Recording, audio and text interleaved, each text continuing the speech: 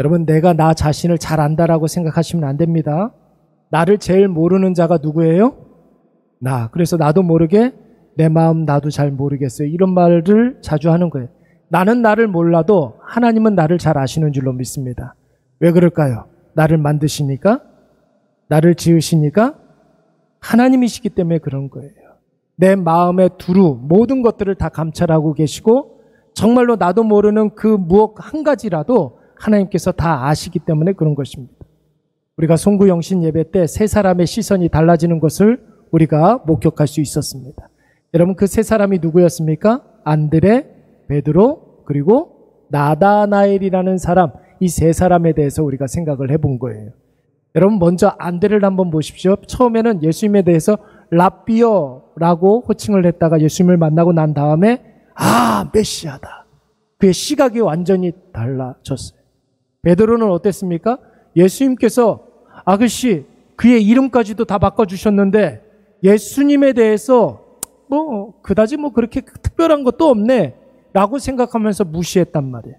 그런데 누가복음 5장 말씀에 보니까 갈릴리 바다에서 밤새도록 그물질을 했지만 생선 한 마리도 잡지 못했던 그날 밤에 예수 그리스도를 만나고 난 다음에 예수님에 대한 호칭이 달라졌어요. 오 주여, 뭐라고 그랬다고요? 오 주여, 뭐라고 그랬습니까? 나의 주님, 나를 떠나소서, 나는 죄인으로서이다, 이렇게 호칭을 했어요. 예수님을 완전히 무시했지만 그의 호칭이 달라져서 나의 주님, 이렇게 호칭을 했단 말이에요. 그리고 세 번째 사람이 누구였습니까? 나다나엘이에요. 빌립이 나다나엘에게 내가 메시아를 만났다, 이렇게 소개를 받았을 때에 여러분, 나다나엘이 뭐라고 그랬습니까? 나사렛에서 무슨 선한 것이 나올 수 있겠느냐? 예수님을 무시했어요. 그런데 나다나엘이 예수님을 만나고 난 다음에 그의 호칭이, 그의 인식이, 그의 관점이 완전히 달라지지 않았습니까? 뭐라고 그랬어요? 예수님은 나의 하나님의 아들이요 이스라엘의 임금이로소이다. 이렇게 호칭이 달라졌습니다. 여러분, 사람이 언제 자라고 성숙해집니까? 언제 자라고 성숙한 사람은 왜 성숙한 사람이라고 그러죠? 그의 시선이 달라지고 관점이 달라지고 그의 삶의 중심이 달라지면 그 사람을 우리는 성숙한 사람이다, 그렇게 이야기하는 거예요. 여러분, 우리가 새벽 예배 때 몇 달 동안 야곱에 대해서 묵상한 적이 있었습니다. 한 3달 정도 야곱에 대해서 묵상을 했었어요. 여러분, 혹시 야곱의 일상을 이렇게 묵상을 하면서 야곱의 변화가 느껴졌습니까? 야곱의 변화가 느껴져야만 하는 거예요. 3달 동안 우리가 야곱에 대해서 생각을 했었는데 한번 생각을 해보세요. 그의 아버지 이삭의 집에 있었을 때 여러분, 야곱은 어디에 꽂혀 있었습니까? 장자권에 꽂혀 있었어요. 그의 시선이 장자권에만 몰입되어 있었습니다. 그런데 이삭의 집에 나서고 난 다음에 광야길에서는 이제 앞만 보고 나아가는 거예요. 앞만 보고 나아가는 것입니다. 그리고 라반의 집에서는 어디에 꽂혀 있었어요? 라헬에게 꽂혀 있었습니다. 그러니까 라헬을 위해서는 별짓을 다 했던 거예요. 라반의 집에 나와서 여러분, 에서를 앞에 두고는 자기 생명을 보존하기 위해서 거기에 모든 시선이 꽂혀 있었습니다.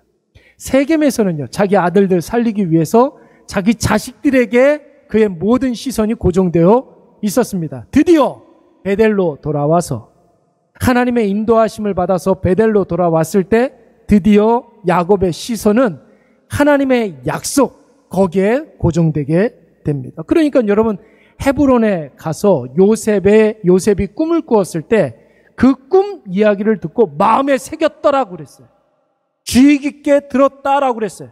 하나님의 언약에 집중하니까 요셉이 꿈 이야기했을 때 많은 사람들이 요셉을 질타하고 많은 사람들이 요셉을 꾸짖었는데 여러분, 야곱만큼은 그의 꿈 이야기를 마음에 새겨놨다고 했습니다. 여러분, 시선이 바뀌어야 우리가 자라고 성장하는 줄로 믿습니다. 성숙한 사람은 여러분, 시선이 달라지고 관점이 달라지고 삶의 중심이 달라지는 사람이에요. 올 한 해 2024년도에 우리에게 주어진 상황과 사람을 여러분 제대로 바라보시고 바르게 판단하시고 정확하게 적용하시는 저와 여러분이 되시기를 간절히 축원합니다. 너무 빨리 이야기해서 잘 못 알아들었죠? 제대로 바라보고, 그리고 바르게 판단하고 정확히 적용하는 2024년도가 되시기 바랍니다. 한 번 더 이야기할까요? 여러분, 제대로 바라봐야 돼요. 제대로 바라보고 바르게 판단하고 정확히 적용해야 됩니다. 자막이 없으니까 저만 보니까 너무 좋네요. 아, 이거군요. 제가 시간이 없어서 PPT를 못 만들었어요. PPT 만드는 게 너무 힘들어요, 사실. 오늘 PPT 안 만들었더니 그냥 시간이 널널하더라고요. 세상에 제가 저녁을 다 먹었어요. 오늘 뭔가 지금 목사님이 배가 좀 든든한 것 같지 않습니까? 세상 PPT를 안 만드니까 이렇게 좋네. 설교를 할 때 저만 보네요. 아이고, 세상에. 얼마나 여러분들의 그냥 눈이 그냥 반짝반짝 빛나는지 모르겠습니다. 제대로 바라봐야 돼요. 제대로 어떻게 하라고요? 바라보고 바르게 판단하고 정확히 적용할 수 있어야 돼요. 여러분, 제대로 바라보기 위해서는 기도가 있어야 돼요. 기도가 있어야 됩니다. 기도라는 것은 뭘 말하는 거예요? 하나님께 여러분 은혜를 구하는 거잖아요. 내 마음속에 있는 것들을 하나님께 토로하는 것 아닙니까? 다 내어놓는 것 아닙니까? 여러분, 기도하는 사람만이 자기를 둘러싸고 있는 모든 상황과 사람과 처지와 환경들을 제대로 볼 수가 있는 거예요. 기도하지 않으면 나를 둘러싸고 있는 환경을 하나님의 마음으로 볼 수가 없어요. 꼭 기억하세요. 그래서 오판할 때가 굉장히 많아요. 왜요? 기도하면 하나님께서 거의 대부분은 말씀으로 응답해 주신단 말이에요. 기도하면 말씀으로 응답해 주신다고요. 자, 하나님께서 기도하면 하나님의 말씀으로 나에게 응답을 해 주시는데, 여러분, 이 국 끓여 먹으려고 말씀을 주신 것 같습니까? 예? 하나님께서 우리 저녁에 반찬이 없을 것 같아가지고 말씀 주시고 국 끓여 먹어라 그러는 것 같아요? 여러분, 국은 미역으로만 끓여 먹으세요. 말씀을 가지고는 해석하라는 거예요. 아까 두 번째 뭐라고 그랬습니까? 바르게 해석하라고 그랬죠? 판단하라고 그랬죠? 무엇을 가지고? 하나님의 말씀을 가지고. 기도로는 상황을 제대로 볼 수 있고 말씀으로는 제대로 바르게 판단할 수가 있는 거예요. 그러면 여러분, 우리의 삶에 정확하게 적용할 수가 있는 거죠. 우리의 삶에 나를 정확하게 적용한다. 그게 바로 예배예요. 예배를 통해서 우리가 하나님께 나 자신을 드리잖아요. 그러니까 여러분, 제대로 적용한다는 것은 뭘 말하는 거냐면 나를 둘러싸고 있는 모든 상황들에 하나님께 영광 돌리기 위해서 우리가 자신을 헌신하고 섬길 수 있어야 된다는 거죠. 뭐예요? 예배죠. 그래서 여러분, 교회 오면은 목사님들이 항상 예배, 말씀, 기도를 그렇게 강조하는 거예요. 어떤 교회나 다 마찬가지. 어떤 교회를 갔더니 거기는 예배, 말씀, 기도만 그렇게 강조해. 제대로 된 교회예요. 제대로 된 교회예요. 근데 어떤 교회를 갔는데 예배, 말씀, 기도에서 별로 강조를 하지 않아요. 근데 조금 이상한 교회예요. 왜 그렇습니까? 기도를 해야 상황 파악을 정확하게 할 수가 있고 말씀을 들어야 여러분 그 말씀으로 판단할 수가 있는 거죠. 예배를 통해서, 우리의 삶의 예배를 통해서 하나님께 나 자신을 드림으로 말미암아 하나님께 영광을 돌려드릴 수가 있는 것입니다. 그래서 여러분, 늘 말씀을 드리지만 올 한 해 예배, 말씀, 기도의 모든 것을 거시기 바랍니다. 예배, 말씀, 기도로 사는 것이 하나님 앞에 사는 거예요.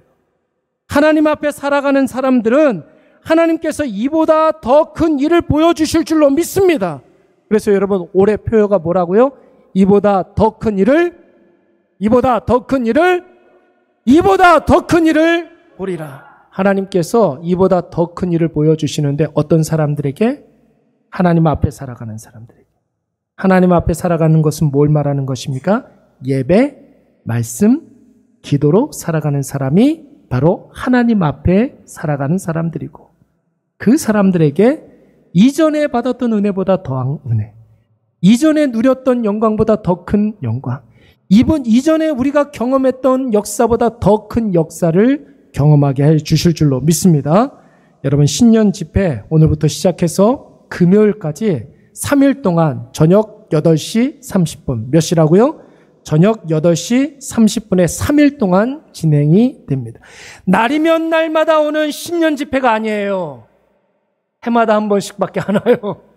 여러분, 이 해마다 오는 신년 집회에 하나님께서 놀라운 은혜를 부어주실 줄로 믿습니다.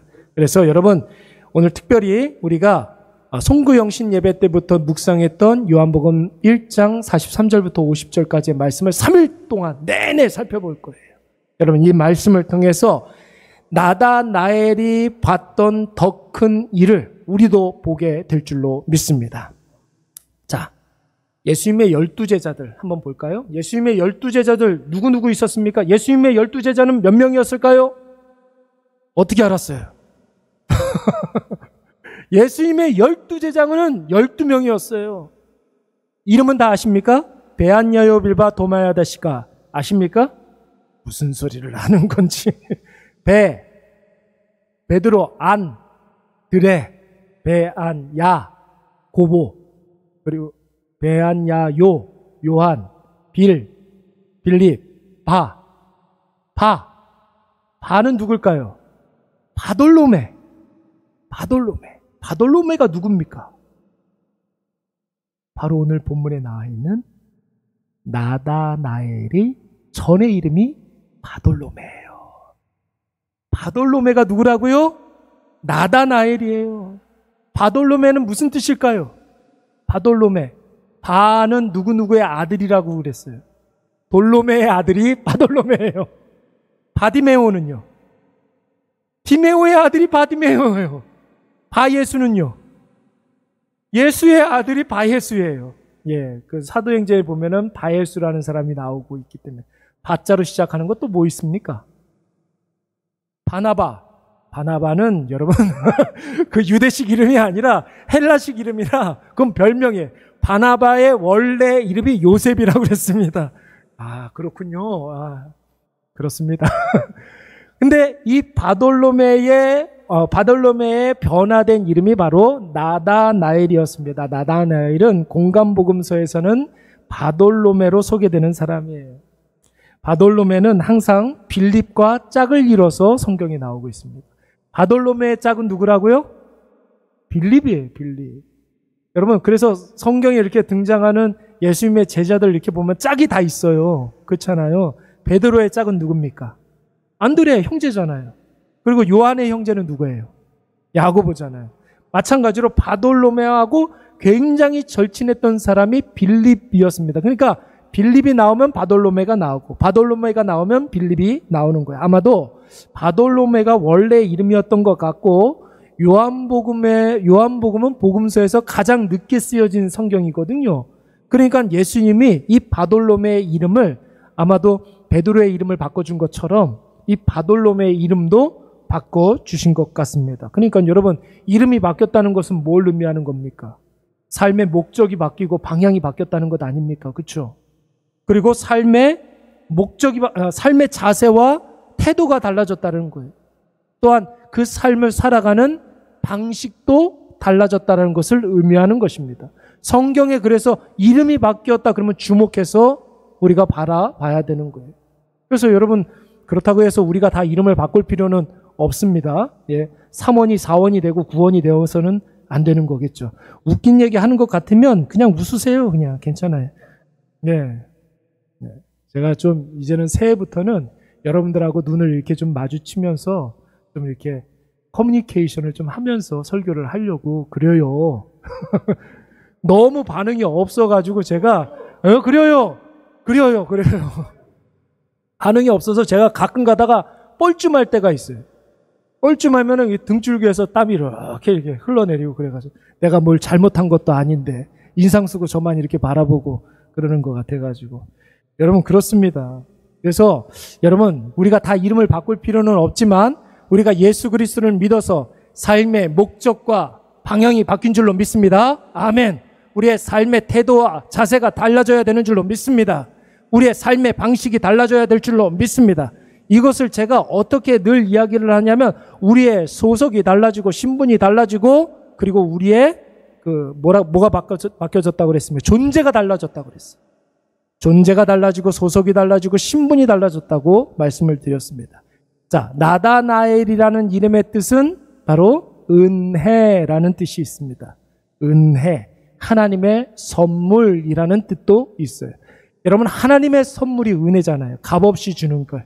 선물이잖아요. 은혜잖아요.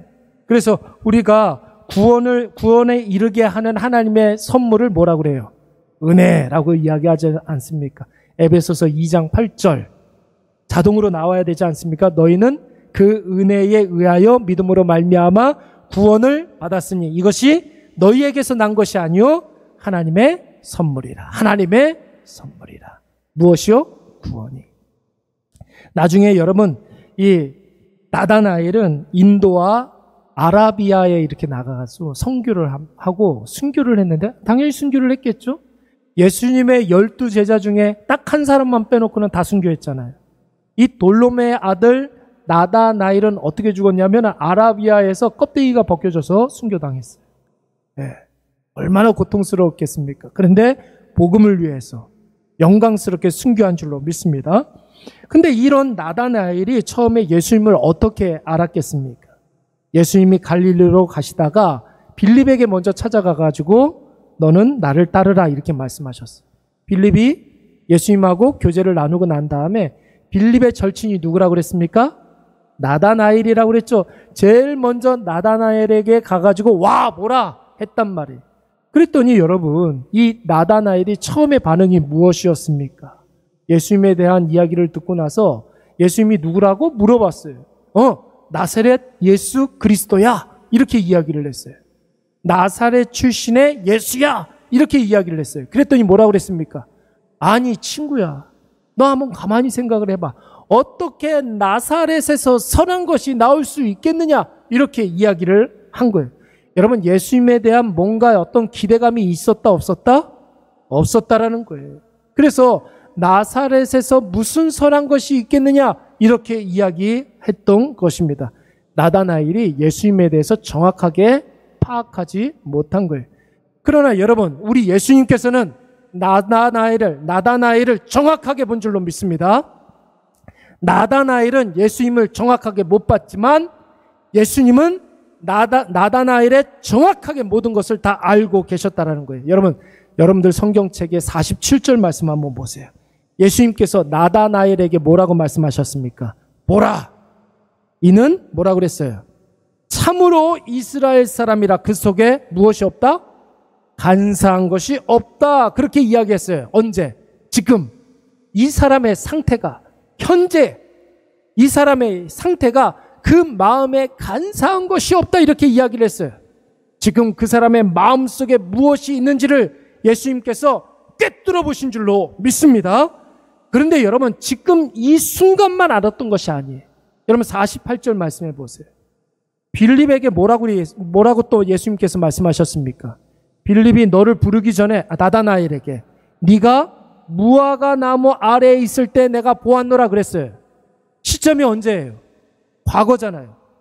과거에 나다나엘이 어떤 생각을 하고 살았는지, 무엇에 관심을 갖고 있었는지, 무엇을 하면서 살았는지 예수님께서 다 알았다 몰랐다? 알았다는 거예요. 나다나엘의 과거도 알고 계셨다는 거예요. 자, 50절 말씀. 그럼 뭐도 알았을까요? 현재도 알고 과거도 아시는 예수님이라면 뭐도 아십니까? 미래도 아신다는 거죠. 50절 말씀에 뭐라고 그랬습니까? 내가 너를 무화과 나무 아래에서 보았다 함으로 믿느냐? 이보다 더 큰 일을 어떻게 하리라? 보리라. 여러분, 앞으로 네가 무엇을 보게 될지, 앞으로 어떻게 쓰임받게 될지 말씀하시는 거예요.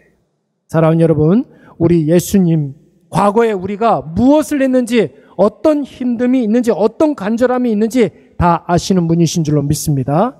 좋아요, 싫어요? 나도 모르는 나 자신을 우리 예수님께서 과거와 현재와 미래를 여러분 통틀어서 우리의 모든 인생을 다 꿰뚫어 보고 계시는 분이시라는 거예요. 현재 내 마음속에 무엇이 있는지 삶의 태도와 자세를 너무나 잘 아시는 분이 있어요.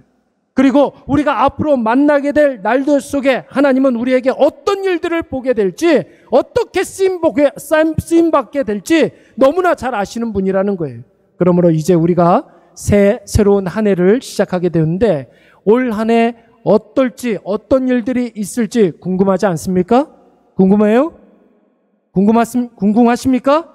자, 궁금하면 어떻게 해야 되겠습니까? 자, 어떻게 해야 되겠습니까? 무당을 찾아갑시다. 그러면 돼요, 안 돼요? 안 돼요, 여러분.